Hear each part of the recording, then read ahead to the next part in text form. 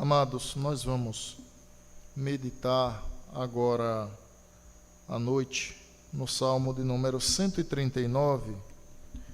É um dos salmos mais populares, porque fala dos atributos de Deus, em especial a sua onisciência. Salmo 139. Irmãos, são 24 versículos. Eu vou dividir essa leitura com os amados. Vocês podem permanecer sentados, tá? Não há problemas, mas vamos dividir essa leitura de modo que eu lerei os versos ímpares e a igreja responderá com os versos pares. Senhor, tu me sondas e me conheces.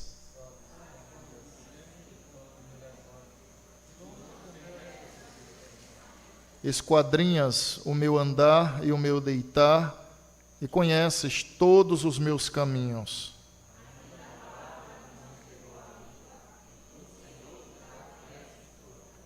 Tu me cercas por trás e por diante, sobre mim põe a mão.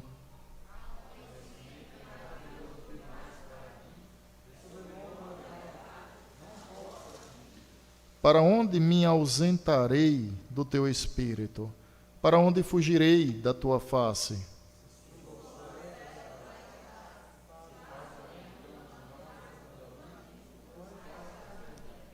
Se tomo as asas da alvorada e me detenho nos confins dos mares,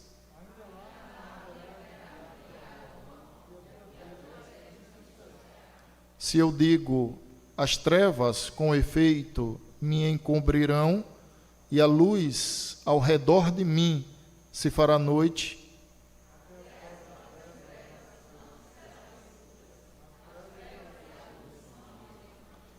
pois tu formaste o meu interior, tu me teceste no seio da minha mãe.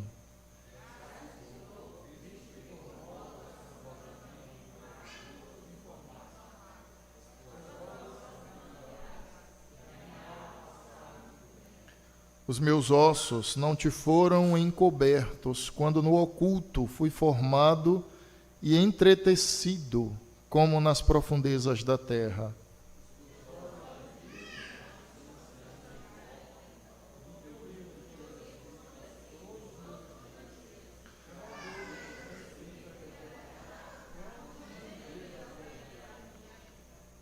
Que preciosos para mim, ó Deus, são os teus pensamentos, e como é grande a soma deles.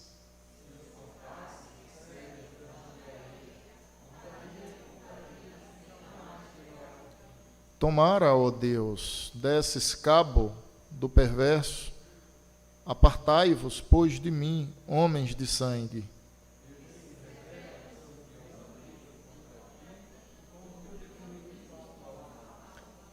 Não aborreço eu, Senhor, os que te aborrecem, e não abomino os que contra ti se levantam?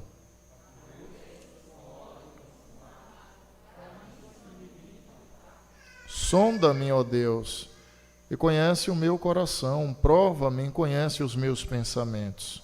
Vê se há em mim algum caminho mau, e guia-me pelo caminho eterno. Amém. Vamos orar. Senhor, sejam bem aceitas as palavras dos meus lábios e o meditar do meu coração perante a tua face, Senhor, rocha minha e redentor nosso, em Cristo Jesus. Amém. Amados, estima-se que um homem tem sobre a sua cabeça aproximadamente 100.000 fios de cabelo. Como comecei afirmando, estima-se, isso é uma estimativa, isso não é um cálculo preciso, porque Deus, somente Deus, sabe com exatidão quantos fios de cabelo há na cabeça de cada um de nós. E isso demonstra um conhecimento sobremodo elevado, um conhecimento que transcende o conhecimento científico. Ou seja, O Senhor está acima desse universo de mundo, de ciência, esse universo de metafísica ao qual nós estamos inseridos. O salmista, especificamente Davi, no Salmo 139, ele apresenta uma oração para que Deus examine o seu coração e veja a sua verdadeira devoção. O que talvez possa parecer um ato de soberba, na verdade é um ato de profunda sinceridade.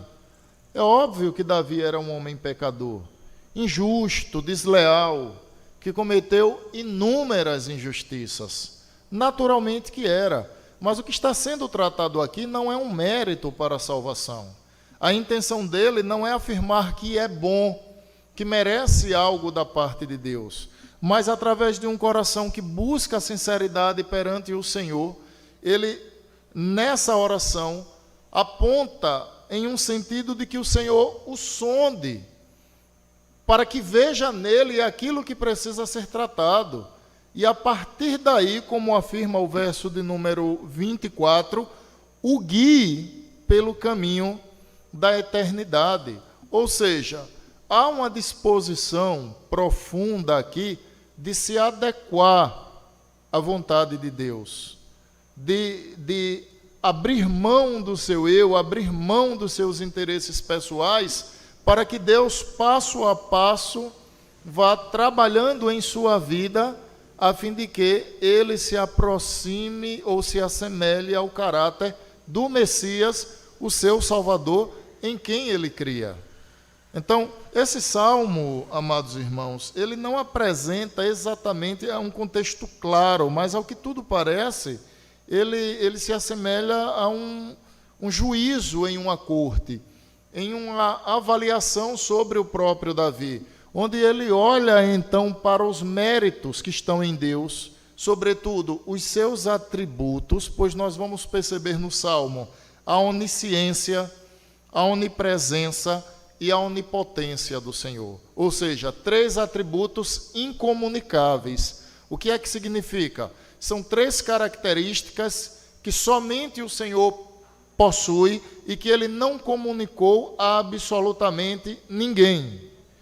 Isso é o que nós chamamos de atributos incomunicáveis. Um exemplo de atributo comunicável, o amor. Nós costumamos dizer, inclusive as Escrituras afirmam, que uma das características de Deus é o amor.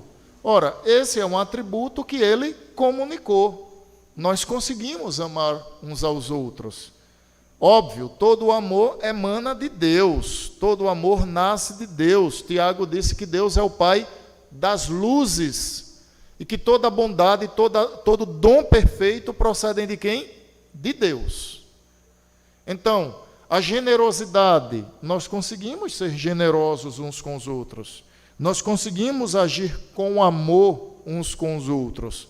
Logo, esses são atributos comunicáveis. Deus comunicou, mas Deus tem atributos que são incomunicáveis. E esse salmo trata de 3 atributos, os quais Deus não comunicou. São exclusivamente e pertencentes ao seu caráter, ao caráter de Cristo, como prefiram entender. Fato é que o Salmo se divide em 2 momentos. O primeiro vai do versículo 1 ao verso 18, e o restante que segue é o segundo momento. Mas ele traz 4 subdivisões. A primeira delas, os 6 primeiros versículos, a segunda divisão, de 7 a 12, terceira divisão do Salmo, de 13 a 18, e a última divisão, de 19 a 24. Nas 3 primeiras divisões do Salmo, Davi, então, vai apontar os 3 atributos incomunicáveis de Deus. O primeiro deles, a onisciência. Versos de 1 a 6. Senhor, tu me sondas e me conheces. Sabes quando me assento? Ou seja, Deus sabe, note isso. Quando me levanto, de longe penetra os meus pensamentos, esquadrinha o meu andar, cerca o meu caminhar e o meu deitar. e conheces todos os meus caminhos. Observe que a palavra está entre Deus saber e conhecer. Deus sabe, Deus conhece. Deus conhece, Deus sabe. Ainda a palavra não me chegou à língua. E tu, Senhor, já a conheces toda. Tu me cercas por trás e por diante. E sobre mim põe a mão. Aí ele chega à conclusão no verso de número 6, da profundidade da onisciência de Deus. E profere as seguintes palavras: tal conhecimento é maravilhoso demais para mim, é sobremodo elevado, não posso atingir.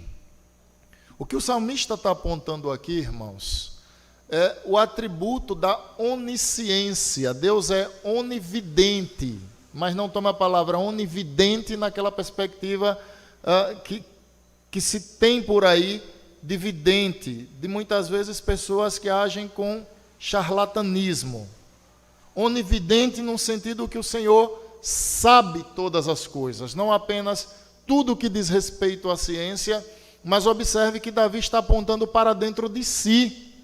Ora, se Deus sabe o que ele pensa, se Deus sabe de algo que será pronunciado, ainda que a palavra sequer tenha sido processado na mente e dê tempo de chegar à boca, e o Senhor já sabe, Davi, refletindo sobre essa profundidade do conhecimento que Deus tem sobre tudo e sobre todos, sobre essa onisciência, no verso de número 6 ele conclui: tal conhecimento é maravilhoso demais para mim.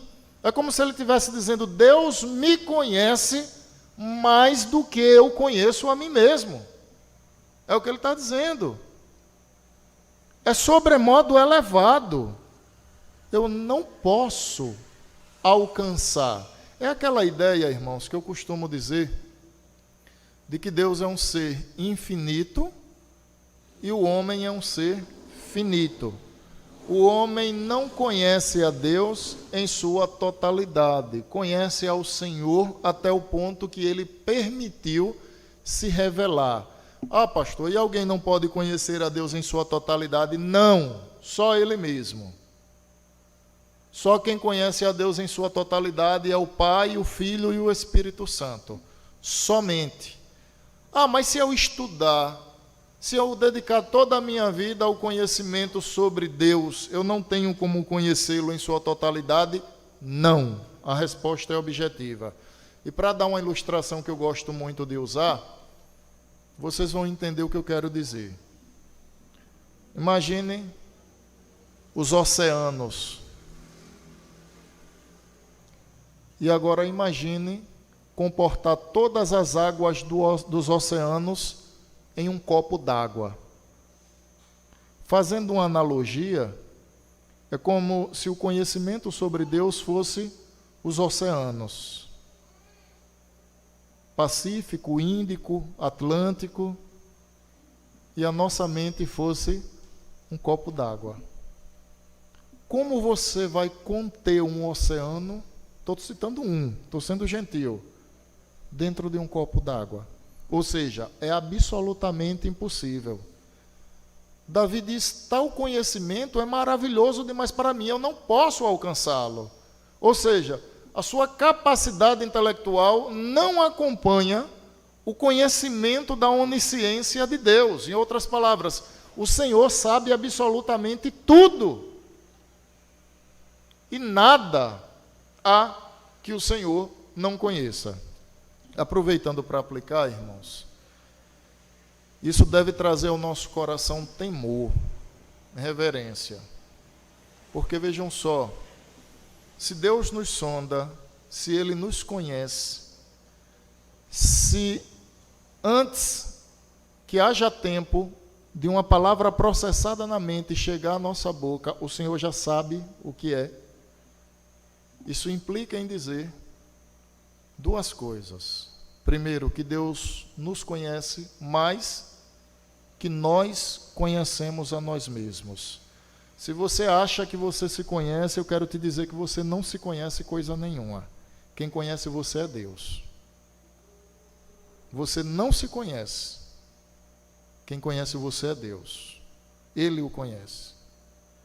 A segunda verdade, irmãos, é que isso deve encher o nosso coração de temor por saber que aquilo que é inacessível a outras pessoas, a Deus é acessível. Deixa eu dar um exemplo.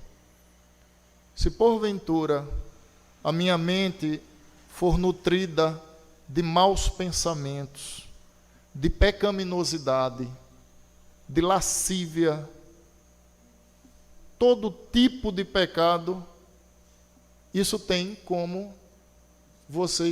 não tem como vocês terem acesso. E vice-versa. O que se passa na nossa mente, nós não temos acesso à mente do outro. Nós não temos como saber o que o outro está pensando. Eu não sei o que vocês estão pensando nesse exato momento. Deus sabe o que está se processando na cabeça de todos vocês, nesse exato momento. Perceberam a diferença da onisciência de Deus?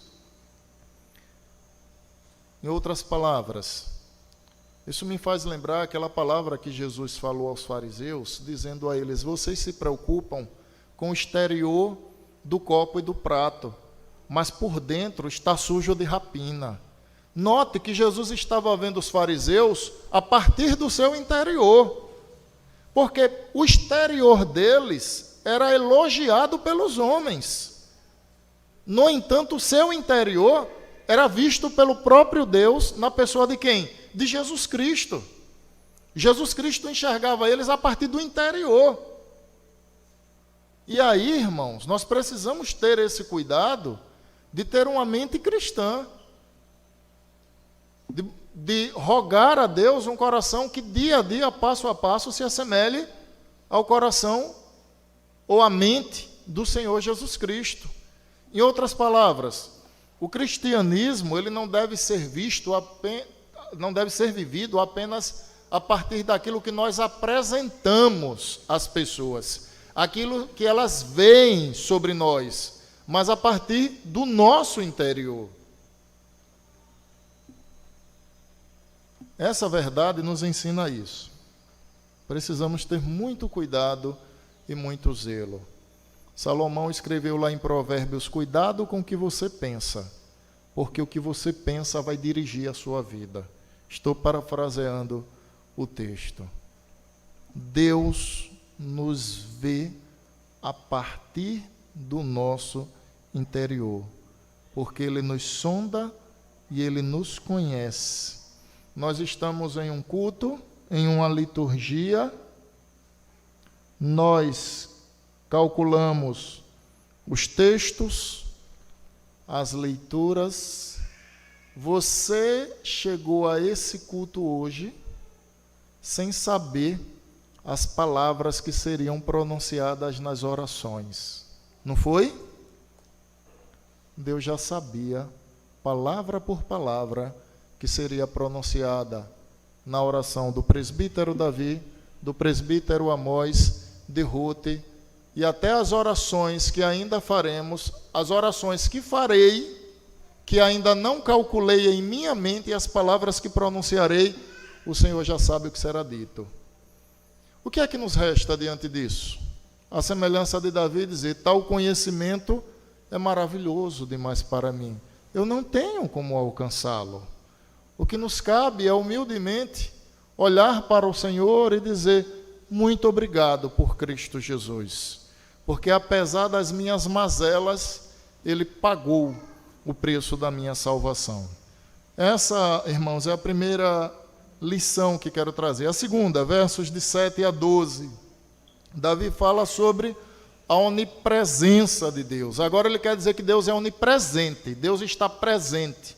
Ele não apenas conhece todas as coisas, inclusive aquelas que ainda não vieram à existência, como Ele está presente. Observe de 7 a 12, o texto diz assim: para onde me ausentarei do teu espírito? Para onde fugirei da tua face? Ele faz duas perguntas retóricas, e a resposta é simples: para lugar nenhum. Essa é a resposta, nua e crua.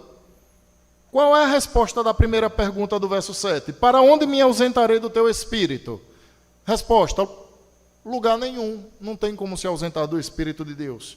Segunda pergunta: para onde eu fugirei da tua face? Resposta: para lugar nenhum. Aí ele começa a ilustrar. Observe o que ele diz, verso 8. Se eu subo aos céus, lá está. Se eu faço a minha cama no mais profundo abismo, lá o Senhor também está.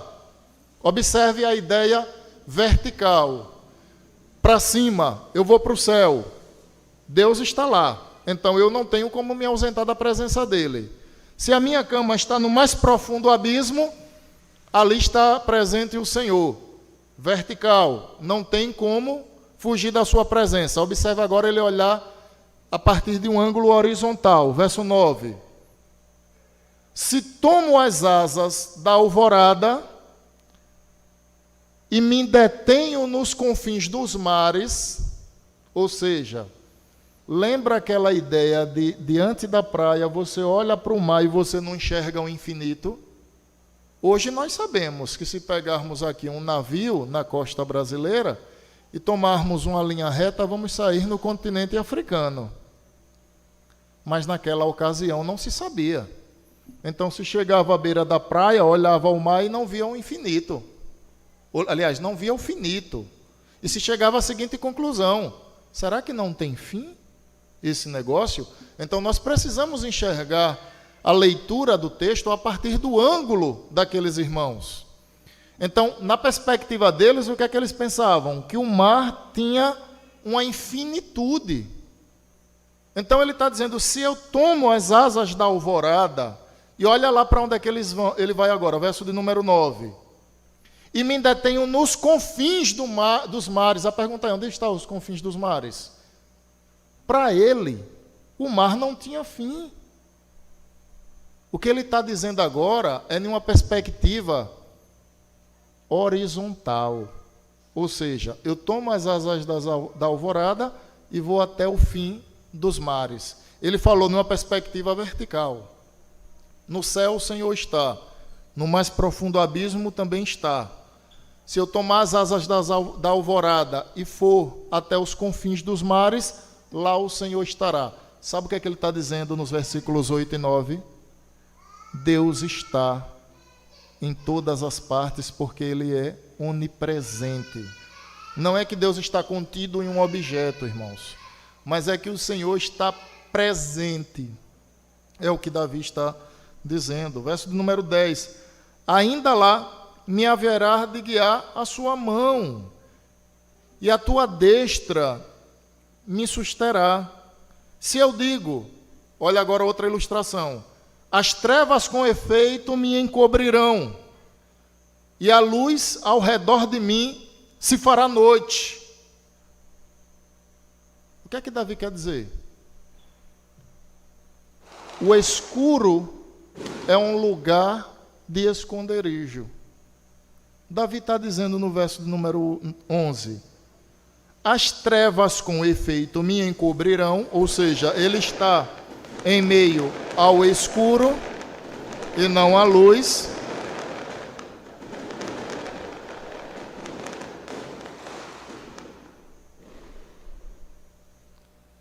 E a luz ao redor de mim se fará noite. Ele está dizendo, em meio ao escuro, eu não tenho como fugir da presença do Senhor em razão da sua onipresença.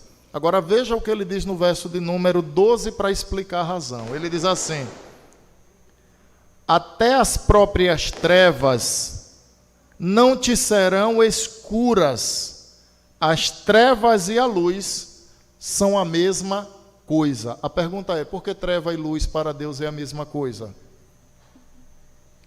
Porque ninguém se esconde da presença de Deus. Pode estar debaixo do sol, ou pode estar em meio ao escuro. Para o Senhor, tanto faz. Porque Ele a tudo vê. Ou seja, Davi está ressaltando a onipresença de Deus. Esse é o segundo momento do texto. Ele ressalta a onipresença de Deus. Deus tudo vê. Trevas ou ausência de luz diante do Senhor é absolutamente a mesma coisa. Aqui nós temos uma segunda aplicação, irmãos. Às vezes nós passamos por momentos difíceis, e eu dizia isso há pouco lá na congregação do Machado. Estamos cercados de pessoas e parece que estamos sós. Quantos de nós nunca tivemos aquela sensação de que oramos e parece que o Senhor não tem ouvido a nossa voz? Quem nunca teve a sensação de, estando cercado de pessoas, muitas vezes a própria família, ter a sensação de estar só, de estar bebendo as lágrimas do próprio coração? Fato é que o Senhor tudo vê. Deus perscruta todas as coisas. Ao passo que o Senhor nos olha e nos sonda e vê os nossos pensamentos, Ele também vê as nossas aflições, Ele vê as nossas angústias, os nossos temores. Ou seja, Deus é um Deus de justiça, mas Deus é um Deus amoroso, e esse amor é manifesto na cruz do Calvário. Hoje eu li uma frase de Agostinho de Hipona, que dizia assim: a cruz é o púlpito em que Deus pregou o amor. Eu botei no meu WhatsApp, porque eu disse, não, uma frase dessa eu tenho que dizer para as 800 pessoas da minha agenda telefônica. Eu quero que elas vejam que a cruz é o púlpito em que Deus pregou o amor. E quem é o amor pregado na cruz? O Filho de Deus, o Senhor Jesus Cristo. Então o Senhor, Ele está presente às nossas vidas. Naqueles momentos de angústia, naqueles momentos de aflição, naqueles momentos de temor, o Senhor está conosco por meio do Espírito de Cristo Jesus, o nosso Salvador. Nós não estamos como um barco à deriva. Talvez até tenhamos essa sensação, mas de certa forma isso reflete a ausência de fé. Porque quando alguém tem o coração preenchido de fé na pessoa do Senhor Jesus Cristo, ele sabe que a sua vida nunca terá as rédeas perdidas. Ele pode perder as rédeas, mas Deus jamais perderá. Ora, irmãos, se Jesus disse que nós deveríamos priorizar o reino de Deus e a sua justiça, se Jesus disse que não deveríamos estar preocupados com o amanhã, porque o amanhã pertence, nós precisamos ter essa convicção no nosso coração, de que o Deus que cuida de cada um de nós hoje, continuará cuidando no amanhã, o qual nós não vemos. Por quê? Porque Ele esteve presente no passado, é presente, permitam-me a redundância, no presente, e Ele será presente no futuro. Jesus Cristo é o mesmo ontem, hoje e eternamente será, disse o autor aos Hebreus. Terceira parte do texto, versos de 13 a 18, falam sobre a onipotência de Deus. Diz o verso 13: pois tu formaste o meu interior, tu me teceste no seio da minha mãe. Graças te dou, visto que por modo assombrosamente maravilhoso me formaste. As tuas obras são admiráveis, e a minha alma o sabe muito bem.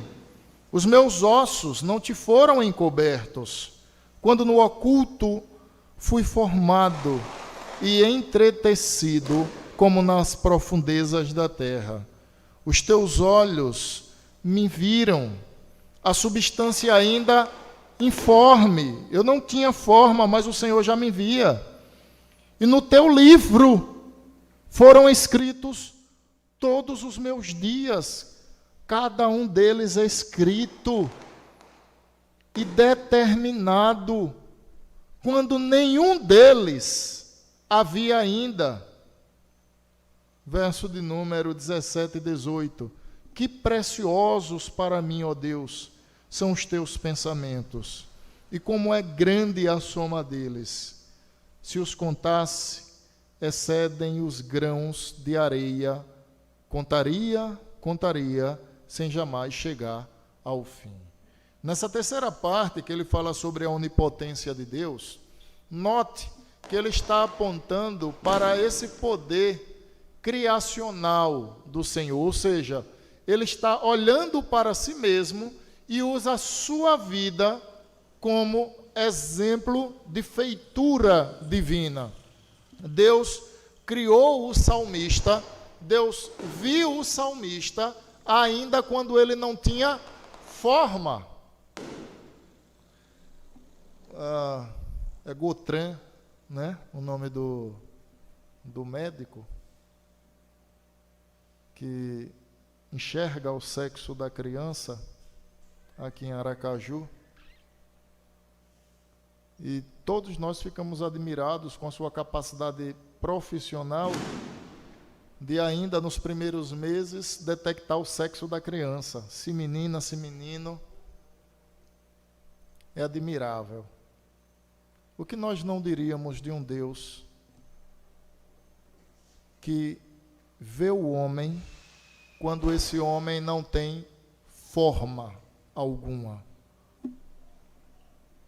Quando não há uma criança gerada em um ventre, o Senhor já vê. Essa capacidade, não apenas de ver, mas sobretudo essa capacidade criacional do Senhor.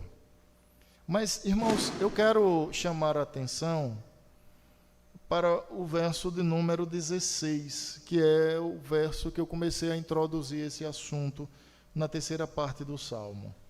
Ele diz assim, que não havia forma, no entanto, o Senhor já conhecia, o Senhor já via, e no livro do Senhor foram escritos todos os dias de vida do salmista, e esses dias foram determinados por Deus,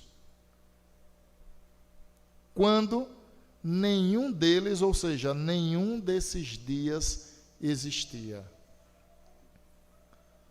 Os filhos de Deus são conhecidos pelo Senhor, inclusive os ímpios também são conhecidos pelo Senhor, antes de serem eles gerados, antes de haver um dia de vida, todos estão escritos, ou seja, Deus já vislumbrou todos eles, não apenas vislumbrou, como os determinou.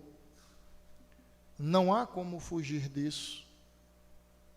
E no final de tudo, Deus será glorificado na vida dos seus filhos, a exemplo de haver sido glorificado também na vida do salmista. Tem aquela ideia, irmãos, de que a vida é como um livro, etc. e tal. No entanto, ali é uma ideia um tanto quanto mística, né? Dessas pessoas que acreditam em tudo que é coisa. Se nós considerarmos literalmente esse texto, que não está tratando literal, ou seja, Deus não tem um livro lá onde ele vai escrever a próprio punho, mas está demonstrando que Deus conhece todos os dias daqueles que são seus. Não apenas isso, como Deus determinou todos os dias daqueles que são seus. Essa é uma demonstração de segurança a qual as Escrituras nos trazem. O que é que eu quero dizer com isso? Vejam só, irmãos. Se Deus determinou, quando eu digo se, não estou usando como dúvida, mas como consequência. Se Deus determinou todos os meus e seus dias de vida e tudo que vai acontecer em nossas vidas, só nos resta uma coisa. Sabe o quê? Temer o seu santo nome e confiar nele. Imagine a seguinte situação. A gente sai para fazer uma viagem e não tem quem possa nos guiar, nos dirigir. Isso é razão suficiente para trazer insegurança. Eu lembro que a primeira vez que visitei Natal, no Rio Grande do Norte, meu Deus, isso deve ter mais, foi em 2007. Então nós estamos aí mais ou menos há 13 anos, né? 13 anos atrás. GPS não era algo tão popular assim. E aí eu saí pensando, meu Deus, como é que eu vou conhecer os pontos turísticos se eu não conheço absolutamente nada? Por várias vezes me perdi na cidade. Até que um grupo de pessoas que trabalha como guia, alguém apareceu e disse, olha, se vocês me pagarem tanto, eu posso levar vocês em todos os pontos turísticos. Foi o melhor negócio que nós fizemos naquela ocasião. Porque eu estava seguro que eu não ia entrar em uma contramão. Eu estava seguro que eu não ia perder tempo rodando e não chegando a lugar nenhum. Em pouco tempo conhecemos todos os lugares. Por quê? Porque todo aquele destino era conhecido pelo guia. Quem é o bom pastor mesmo, a propósito? Quem é o nosso guia? A razão que temos para confiar em Deus, irmãos, consiste no fato das nossas vidas estar nas mãos dele. Não há vulnerabilidade nas mãos dele. Jesus disse, aqueles a quem o Pai me der, de maneira nenhuma serão arrebatados das minhas mãos. Viver ansioso, viver sem esperar em Deus, sem convicção de Jesus enquanto bom pastor, é falta de fé, meu santo. Porque quando confiamos no guia, nós sabemos que o destino é certo. Ou não? Claro que é. A confiança no guia traz paz ao coração. Por quê? Porque há a convicção de que aquele que começou a boa obra é fiel para cumpri-la até o fim. Esse salmo, quando trata da onipotência de Deus e quando aplicamos ele à nossa vida, nos exorta a confiarmos em Deus, a depositar toda a fé, esperança e convicção nas mãos do Senhor, a parar com esse negócio de querermos resolver as nossas vidas à base da força, a achar que a gente é alguma coisa, que a gente tem algum poder, que tem alguma condição. Acaba com esse negócio. Para com esse negócio de ímpio. Nós somos crentes. Nós cremos no Evangelho. Nós temos o bom pastor que é Cristo. Ele é o nosso guia. Ele é quem nos sustenta, quem nos dirige, quem nos preserva. Por que do desespero? A propósito, e afinal de contas, nem eu, nem você podemos acrescentar um côvado, ou seja, meio metro, à nossa vida. Sabe o que é que nos resta? Confiar em Deus. Seja muito bem-vindo ao Evangelho. A última parte do texto, irmãos, eu sei que eu estou me alongando, mas o texto é longo. Mas tá bom, o sermão, pelo menos, tem falado ao meu coração, espero que ao vosso também.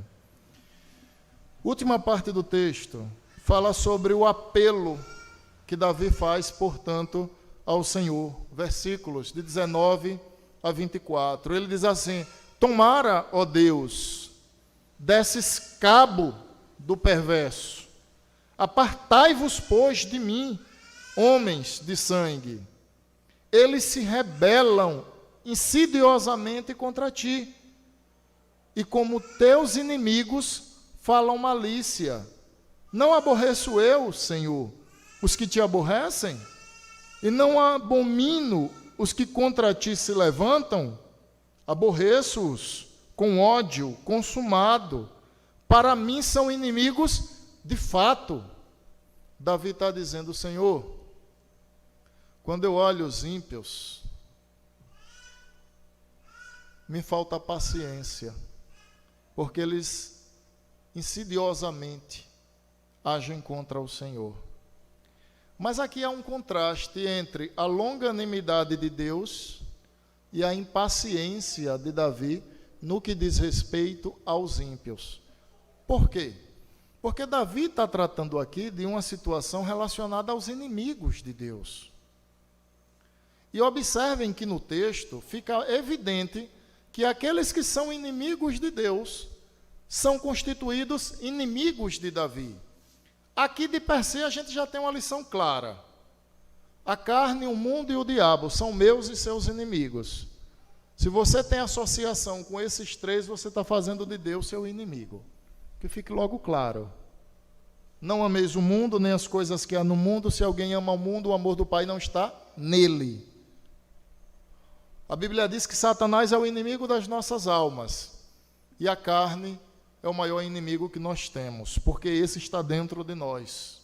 Esse luta constantemente contra o espírito. Então note que Davi toma como inimizade aqueles que são inimigos do Senhor. E faz um apelo no verso 23 e 24. Ele diz assim: sonda-me, ó Deus, conhece o meu coração, prova-me e conhece os meus pensamentos. Vê se há em mim algum caminho mau e guia-me pelo caminho eterno. Eu quero destacar duas coisas aqui, irmãos, para finalizar, inclusive aplicar. Quando Davi diz assim, em sua oração, sonda-me, ó Deus, e conhece o meu coração. Isso pode parecer arrogância, porque nós sempre afirmamos que o homem não tem dignidade alguma diante de Deus. Portanto, o que é que Davi quer? Que Deus sonde o seu coração. Para encontrar o quê? Pecado. Só que o foco aqui não é apresentar uma dignidade para a salvação.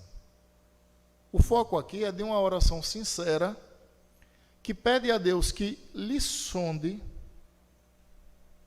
e o guie pelo caminho da vida eterna. Deixa eu dar um exemplo um tanto quanto indelicado. Imagine, de repente, um tumor na pele, alguma enfermidade na pele, ou alguma enfermidade de modo geral, que só pode ser resolvida mediante a cirurgia. A pessoa que tem medo de cirurgia, a todo custo vai querer conduzir aquela situação a se livrar da cirurgia. Tá? Eu já passei por isso que eu estou usando essa ilustração. Tentei de tudo. E o médico disse, olha, só tem um jeito. É a gente cortar e operar.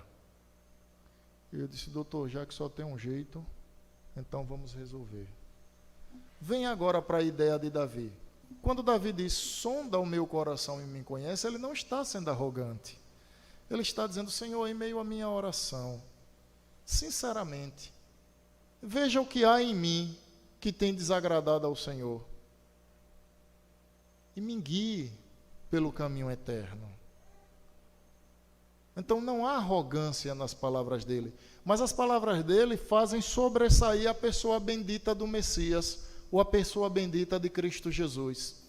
Qual o único homem que, sendo sondado, nenhum mal poderia ser encontrado?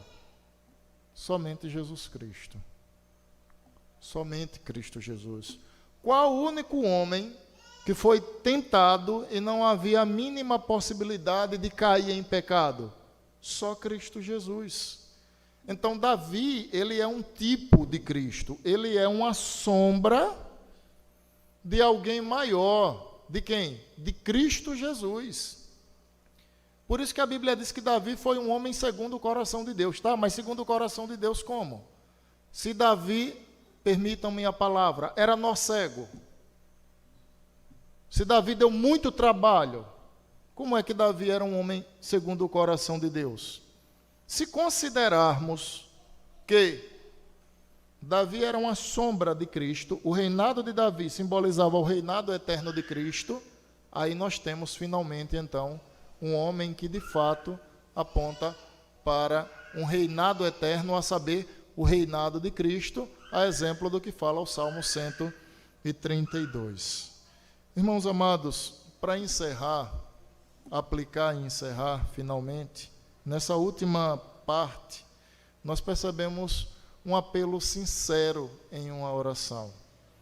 Nós notamos que há de fato um desejo sincero, conduzido pelo Espírito de Deus, de ser guiado pelo caminho da vida eterna, ou seja, de ser guiado segundo a semelhança de Cristo Jesus.